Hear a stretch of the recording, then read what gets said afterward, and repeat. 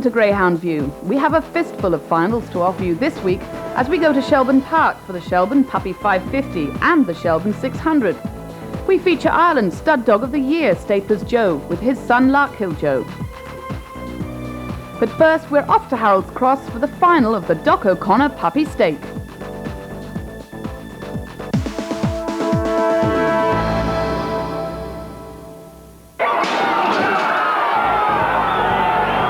We're here in Harold's Cross for the first major puppy event of the year.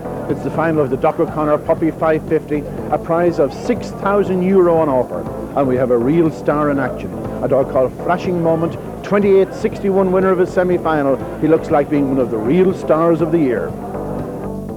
Trap number 1, Jamestown Hope. This one trained by Jerry Melia, owned by Joseph McLaughlin from Dublin. She's a daughter of Larkers Jo and Jamestown Kate. This one can really fly to the corner. In Trap 2, the hot favourite Flashing Moment. This is another one trained by Jerry Melia, his second representative. This one owned by Martin Small and Mick O'Donnell from Kildare. He's a son of Frisbee Flashing and Clonakilty Lace. This one of the most exciting prospects in the Irish Greyhound scene at the moment. In Trap number 3, the strong-running Mulhassie Magic, trained by Ger Duffin and owned by the Somerville Syndicate from Dublin. He's a son of Pepe's Dilemma and Lady Storm. Expect this fellow to be flying at the finish. Trap number 4 is Single Melody. This daughter of Spyro Nikita and Chica Chuita runs strongly throughout. She's trained by Tommy Fagan and owned by John Fagan and Thomas Murphy from Dublin, a member of a magnificent litter winning any amount of races around Dublin. And trap number 5 is Stamp of the Stamp. This one trained by Pat Norris and owned by Dan Callahan from County Cork. He's a son of Stamp of the Father and Admiral's Duchess, another one that'll be doing the best work from halfway. And in trap number 6, Blue Planet, the second favourite. This one trained by Gertie Fortune and owned by Peter Mullet in England. He's a son of Staplers Jo and Mentha, ideally drawn in 6 and can go strongly to the corner.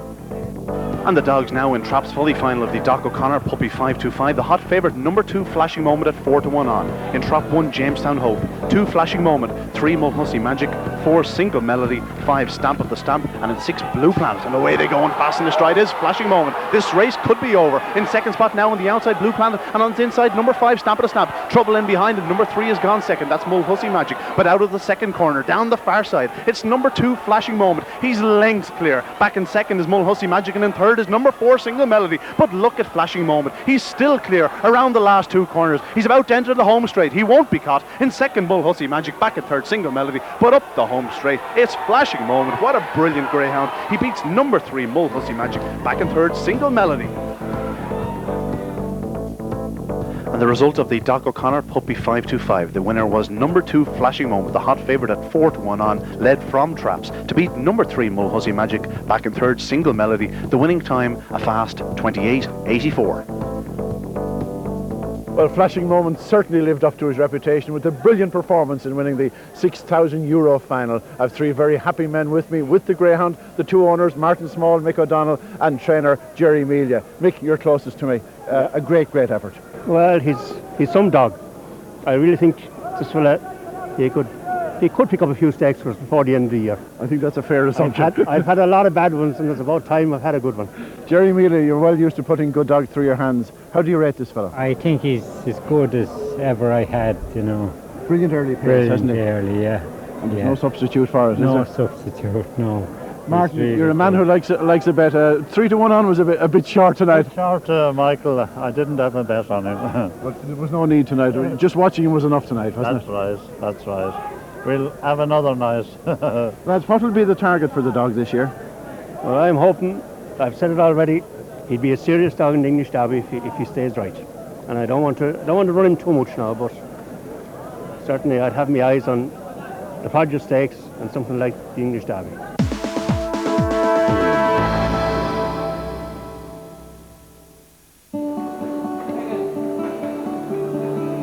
Dairy farmer Michael Daly stands 2 of the top stud dogs in the country, but it was his knowledge of farm stock that impressed his neighbour, greyhound owner Pat Whelan.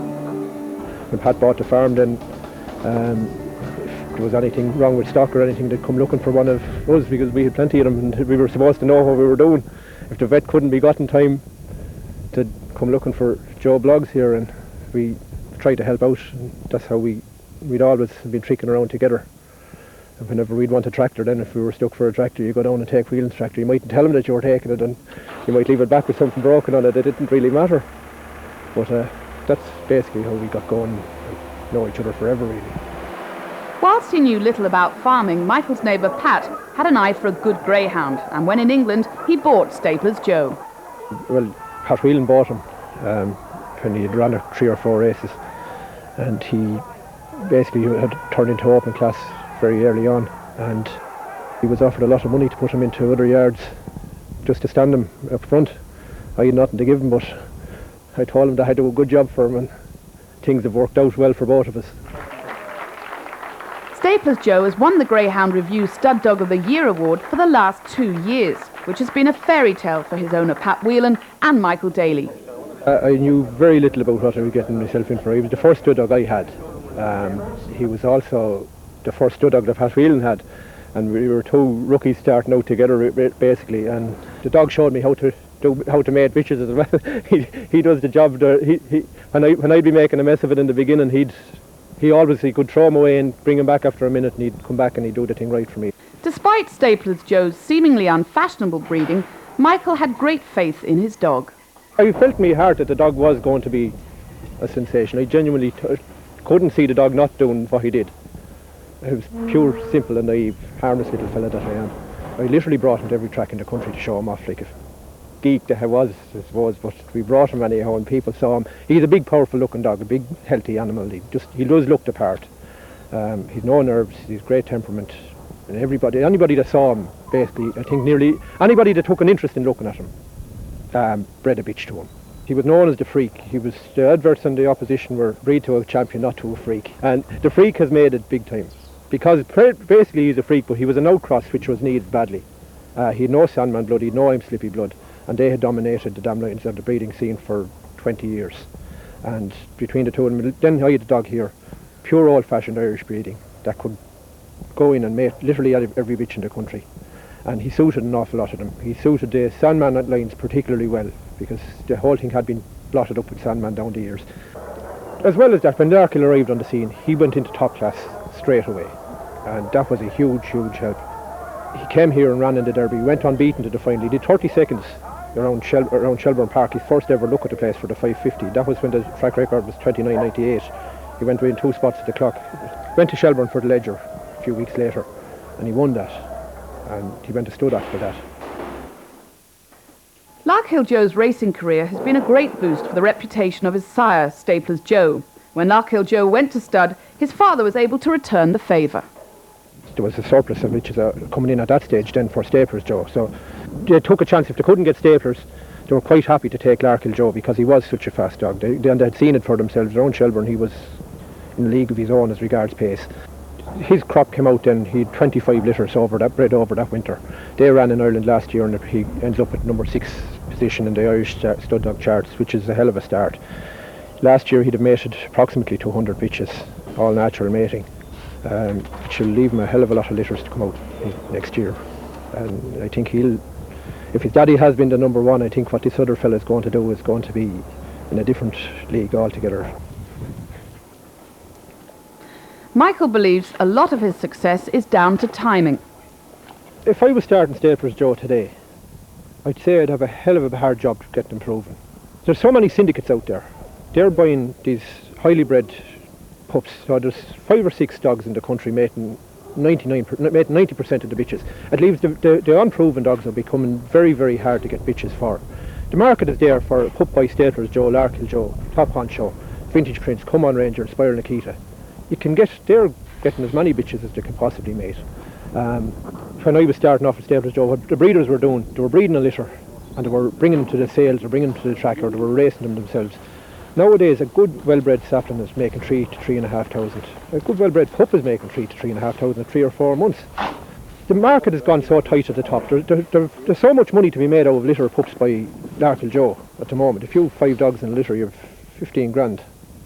And that's dictating the dogs that are getting the bitches, and it's also dictating how hard it is going to be to prove young dogs in the future. Because if we start importing international semen, it'll leave the few proven dogs here. The few proven dogs in Australia will be imported in straws. The few proven dogs in America, and the next thing we're going to end up with a very, very tight cluster, a very small gene pool to work from. It's not a great thing. I'd do the same myself, and I think anybody else would as well. hooks in the pocket at the end of the day.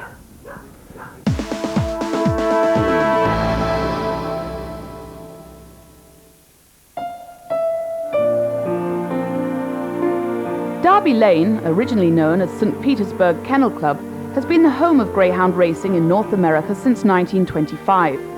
Thomas L. Weaver took financial control of the track when it got into financial difficulties during the building of the grandstand. The Weaver family is still involved in the track to this day. In the early years, Derby Lane became not only one of the most desirable places for greyhound racing, but it was also the place where many of the advances in the sport were developed, namely the mechanical lure, the totalizator, and more recently simulcast betting. However, it is a top-class racing that has earned its reputation.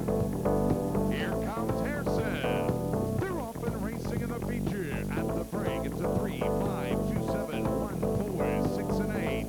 They'll race around the first turn. J&B Keeper on the inside. The 5 is Some Summer. It's 3, 5, 2, 7, 6, 4, and 8. Down the backstretch they go. Some Summer. Chasing Tiger now. Makes a move on the outside. J&B Keeper. Fuzzy's Geronimo with a late run. It's 5, 2, 6, and 3. Down the stretch. It's Fuzzy's Geronimo. We'll be featuring more from Florida in next week's program. Join us after the break for the finals of the Shelbourne Puppy 550 and the Shelbourne 600.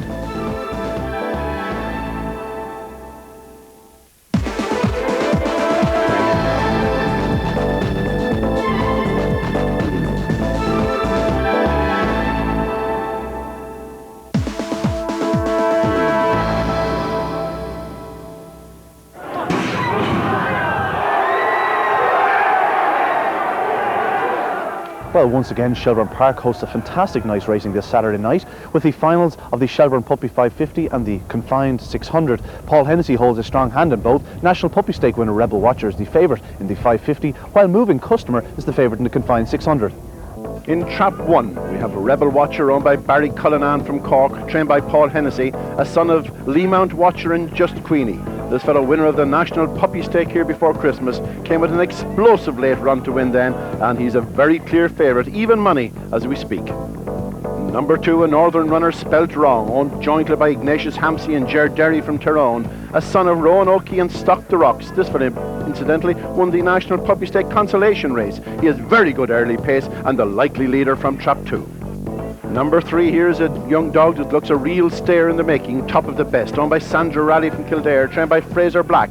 He's a son of Top Honcho and Penny's Model. As I say, he would be absolutely steaming home. He flies from that third bend to the line. Now we come to another early pacer, Bluethorn Prince, running from 4, owned by Michael O'Donoghue from Dublin, trained by Joe Rafferty. And Bluethorn Prince, a son of Top Honcho and Peter's dog. He rarely misses his start. He's ideally suited by a middle draw. He's inclined to run up the middle, and he will take a bit of catching. And here we have surely the most improved runner recently, Pinewood Gull, owned by Jim Baxter from Dublin, a daughter of Spiral Nikita and Chickachewita, a tremendous litter, and this one has really come into form. She'll be flying also from halfway. Watch for her finish. Jerry Melia trains this one, and Jerry won the big one at Harold's Cross last night. Here he is, Lenny's Friend, another much improved puppy, owned by Joe and Tony Murphy from Wicklow, a son of Top Honcho and Chill Out Olive. He goes up well, he stays quite well too. He's a big price, but not without his chance. There goes the bell. The final of the Shelbourne Puppy 550. In Trap 1 is Rebel Watcher, the favourite. Odds on. 2, Spelt Wrong. 3 is Top of the Best. Trap 4, Bluethorn Prince. In 5 we have Pinewood Gull, and on the outside in 6 is Lenny's Friend. The hare now coming up behind this 550-yard trap, and away they go. Number 4 comes out fast, Bluethorn Prince, just the leader, but number 2 going up the inside, Spelled Wrong, and look at Rebel Watcher, well poised to deliver a challenge here. Rebel Watcher perfectly positioned going into the back straight as number 4 leads. That's Bluethorn Prince from number 2, Spelled Wrong, and second, number 6, Lenny's Friend putting in a run, and here comes the favourite up the inside, Rebel Watcher, to challenge into the second last bend.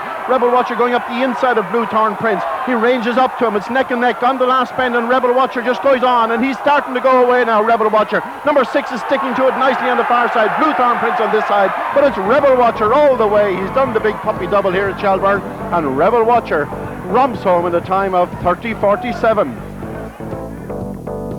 The result of the Shelbourne Puppy 550, the winner number 1 Rebel Watcher, owned by Barry Cullinan from Cork, trained by Paul Hennessy. In second was number 6 Lenny's Friend, owned by Joe and Tony Murphy from Wicklow, trained by Jerry Melia. And third, number 4 Bluethorn Prince, owned by Michael O'Donoghue, trained by Joe Rafferty. The winning time 30:47. The distance is 3 lengths and a head.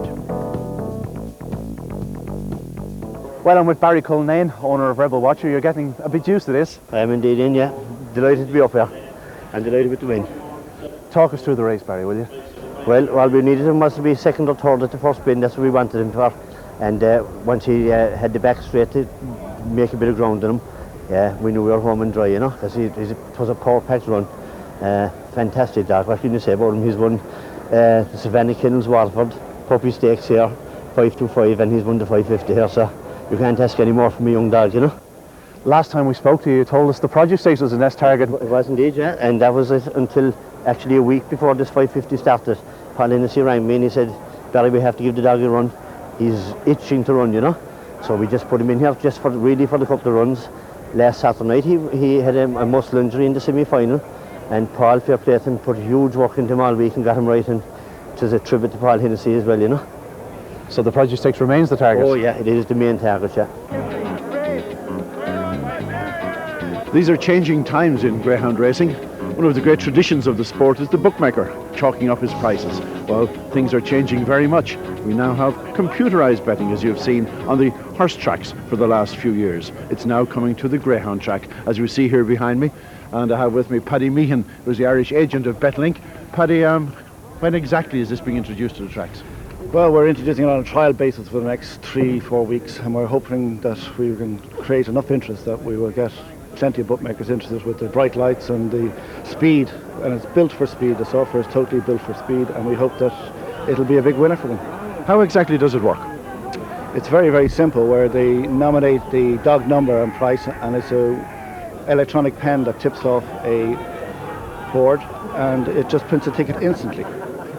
Well, now let's just have a bet, right? Say okay. I want a tenner on number 2, Dev's Best, at 14-1. So Paddy is pressing the button here. Number 2, £10. And there you are, Mike. Just like that. Yeah, my name on it. Your bet, £10, and your return of it wins £50. The 9th race on the card, which is the final of the Shelbourne 33/40/600. Winner here to receive €2,500. Number 1 here is Derrybeg Tiger, owned by Keith Doherty from Dublin, trained by Paul Hennessy, a son of Smooth Rumble and Daly's Heartthrob. He's a very strong stayer. He's ideally drawn in trap 1. He's already shown big form over 750 yards. He won't lack for stamina. Number 2 here, Vix Nikita, owned by Claire Hennessy from Laois. This one a daughter of Spira Nikita and Bangor Jane. Very consistent, hasn't set the place on fire here yet in the stake, but has run very well when third last week to Derrybeg Tiger and second before that to Altesse Swift. One of the outsiders, but capable of a run. Number 3, another one of the outsiders, Eyes of Gold, owned by JJ Quirk from Meath, a son of Iman and First Dollar. This fella can go up well, but he's also a very strong stayer. He too has won over the 6 bend distance. Number 4 here is Altesse Swift, owned by Shane Finn from Wexford. Altesse Swift, a son of trade official and Altesse Og, recently returned from a lengthy layoff, but has really come back into form. He's a big price, but he's one that could get into the frame.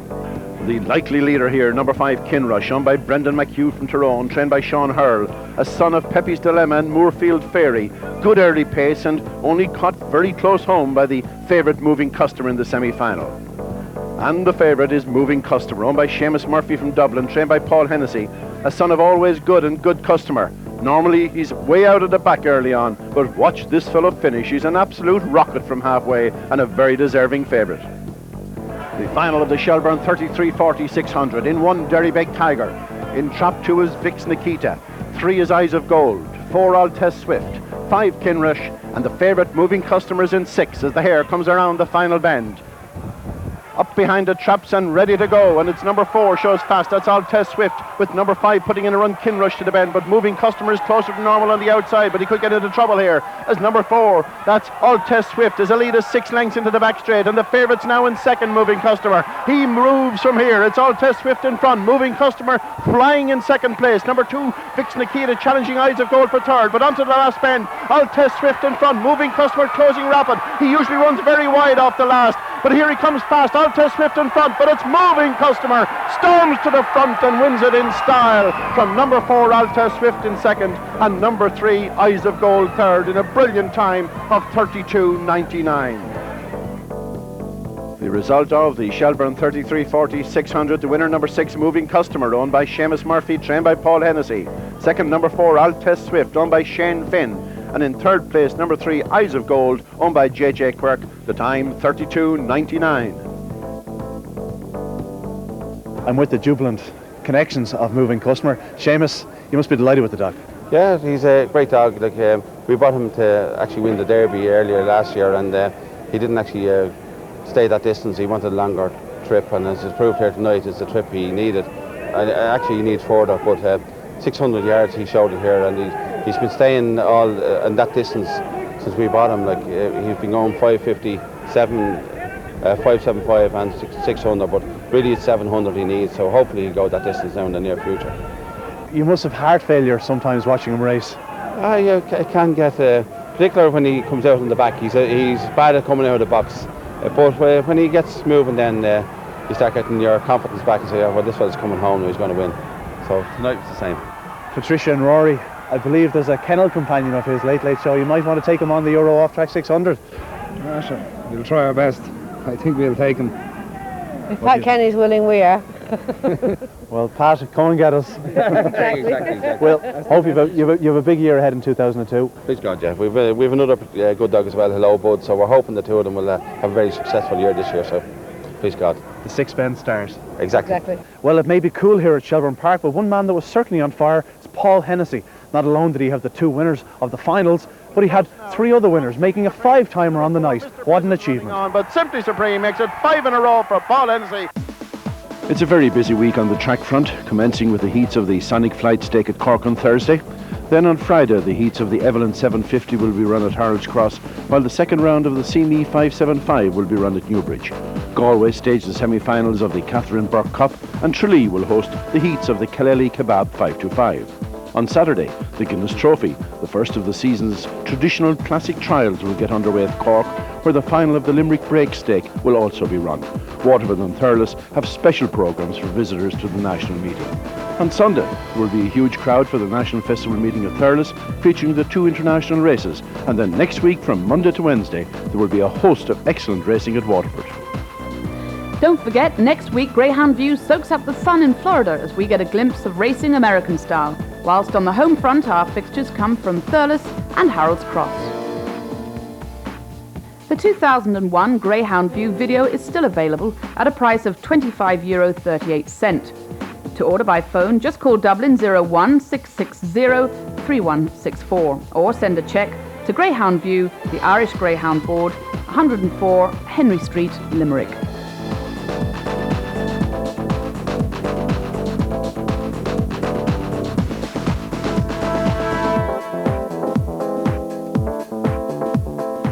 For further information on Irish Greyhound racing, ownership and syndication, visit our website at www.igb.ie or email us at admin@igb.ie.